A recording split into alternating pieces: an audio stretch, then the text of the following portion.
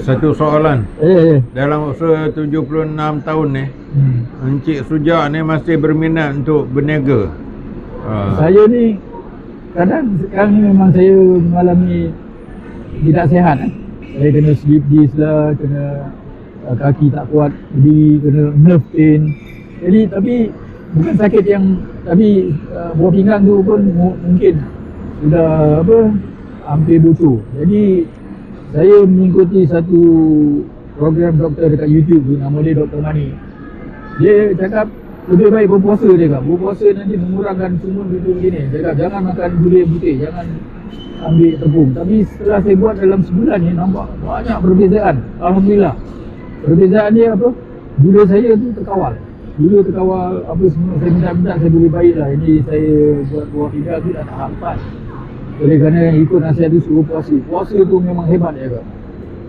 Gula putih tu hindarkan. Tepung putih tu hindarkan. Pasal tepung putih tu punya gluten yang banyak. Kemudian gula putih tu, bila dia nak putihkan gula tu, saring gula tu, dia gunakan macam-macam ini untuk jadikan putih. Seperti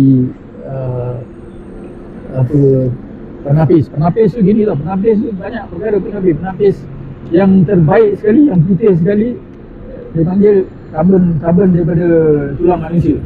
Yang nombor 2 adalah karbon daripada tulang babi. Yang ketiga baru datang yang benda lain. Jadi kita dulu ni tak tahu. Dia menapis gula untuk memutihkan gula tu. Gula tu datang asal mentah ke hitam. Jadi bila nak putihkan dia terpaksa gunakan penapis karbon. Karbon tu yang terbaik adalah babi lah. Jadi dulu memang dia gunakan babi saja. Tapi sekarang ni di Malaysia barangkali dia gunakan halal lah, yang lembu ke yang apa. Jadi kita selama ni tak tahu benda tu laku. Sama juga sabun. Sabun tu di China dia buat menggunakan, saya pernah menjalankan kilang sabun. Jadi kita tahulah macam mana kalau kita dah pacu chemical tu warna coklat. Jadi nak jadi yang putih tu kita gunakan penapis karbon lah. Karbon tu yang terbaik tu tulang babi lah. Tulang babi, tulang lembu. Jadi kebanyakan penapis tu bunga yang sabun yang raw tu datang daripada negeri China. Kita sini tak ada membuat kilang sabun. Cuma kita membeli yang raw, yang dia belum ditaruh pewangi, belum ada apa. Kita beli in bulk Jadi beli sabun semua tu warna putih. Terus sampai sini dia campur lah apa pewangi yang dibeli di France. Mana dia dah cuk pewangi. Kalau beli tu daripada France, nombor dia apa, ABC berapa, ataupun kalau Fab tu gunakan nombor berapa. Itu pewangi yang kita gunakan. Tapi oleh kerana kita tak tahu, macam-macam lah benda pemutihan, benda-benda macam ni berlaku. Jadi macam tadi saya cakap tu, macam gula, semua guna karbon. Jadi sama juga saya pernah menjalankan kilang mineral water. Itu dah dekat 20 tahun.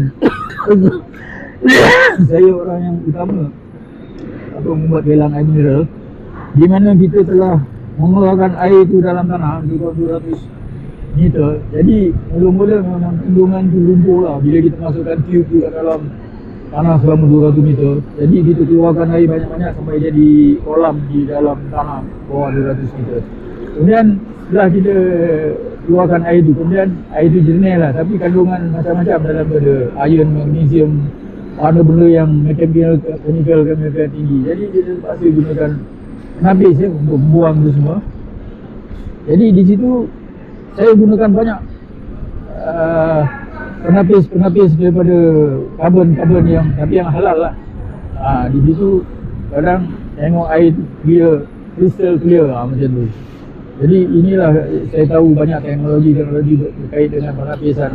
Jadi kita tak tahulah, kadang kalau kita import daripada China sabun-sabun tu semua yang sebelum jadi tu, saya pun tak tahulah, saya takut saya berdosa kalau saya tahu benda tu digunakan di factories yang beli berkapal-kapal, belum di dah ditapis tapi belum ditaruh pewangi. Jadi kita reda lah apa yang berlaku. Kalau kita bercakap seorang, siapa yang nak dengar? Kemudian lain-lain tu banyaklah, macam kita cerita pasal satu lagi dek macam ni kuah-kuah tu. Inilah cerita-cerita pasal tu, ringkas pasal berkenaan dengan kimia. Jadi macam tepung tadi tu, di bleaching Ha. di bleach tepung tu sampai putih. Sama lah beras, contoh beras kita tu mula-mula datang yang pertama brown putih. Tapi beras tu apa, dia gesel, dia putihkan dia dengan penggeselan, dia ada digesel. Tapi yang pelik ni beras ni pula beras yang usang. Usang tu biasa LPN, beras dari Garang tu tak laku, dia simpan dalam stockpile. Stockpile tu di mana? Di Kajang, di Batu Pahat, di Johor, di Pasir Gudang. Jadi beras tu memang tak laku, pasal disimpan lah. Bila disimpan dalam macam untuk perang lah. Jadi disimpan waktu lama, disimpan bila dah lama dia usang, dia color dia jadi coklat. Jadi pihak LPN akan tenderkan untuk dijual kepada pengusaha-pengusaha tu lah. Saya pernah menjalankan sebagai marketing untuk satu kilang beras di Tanjung Karang. Jadi kita pernah dapat lah, biasa di Hulu Utara dapat lah kota-kota tu. Kalau satu tan tu RM500 memang banyak, memang murah. Lepas tu kita terus terang kita tak ada alat untuk memutihkan dia. Kita jual lah dengan Cina. Jadi Cina tu dia memutihkan beras tu dengan penggeselan, dia gesel dengan kulit. Jadi halus dan panjang. Kalau harga beras tu kita jual dia, contohlah kita ambil untung dulu RM1 sekilo. Jadi dia jadikan beras tu jadi RM4 sekilo oleh kerana ada pencampuran situ Jadi dekat situlah kita tengok macam mana beras tu jadi beras basmati. Dia gesel jadi halus, jadi basmati.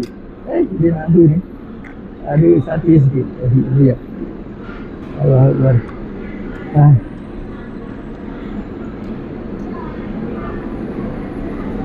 Pandai dia nak mendak. Jadi di situ lah banyak yang benda yang kita tak nampak dalam industri ni. Last sekali soalan, harga beras ni mahal, beras tak cukup, demand and supply. Jadi macam mana boleh berlaku? Tak pernah berlaku lagi. Banyak penipuan lah yang berlaku. Sebenarnya memang penipuan. Tiba-tiba beras tu tak cukup. Macam mana kita cakap beras tak cukup?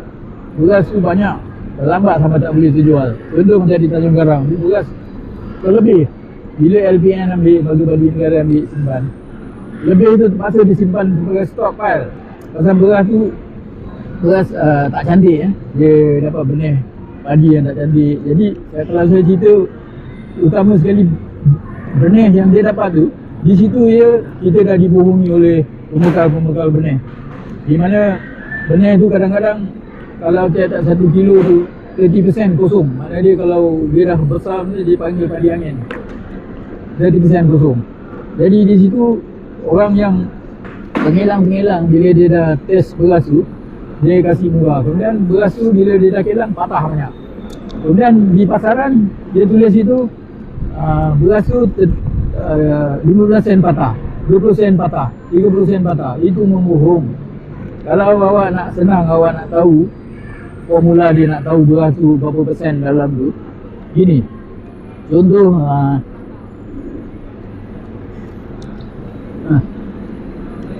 ni kam awak. Ini. Ni kucing ni manja sangat.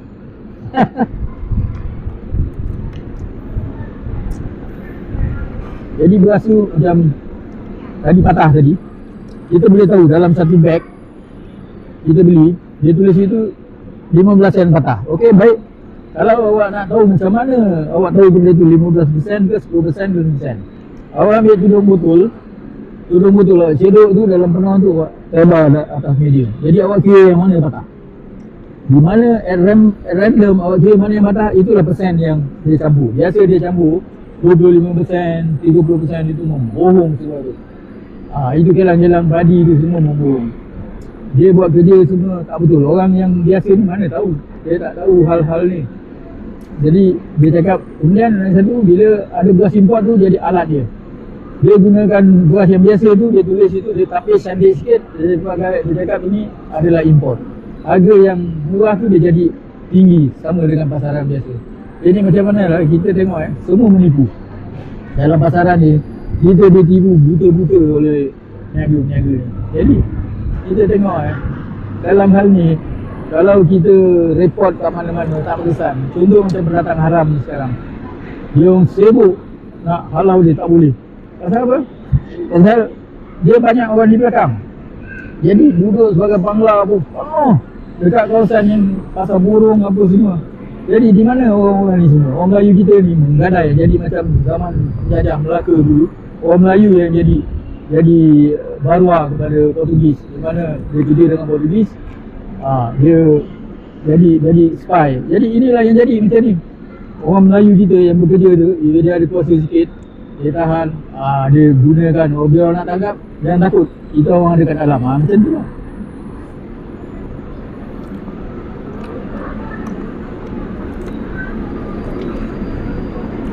Jadi ini ada dalam Malaysia yang kita tengok macam ni lagi. Saya pernah duduk di England, pernah duduk di Itali. Di England saya jadi chef.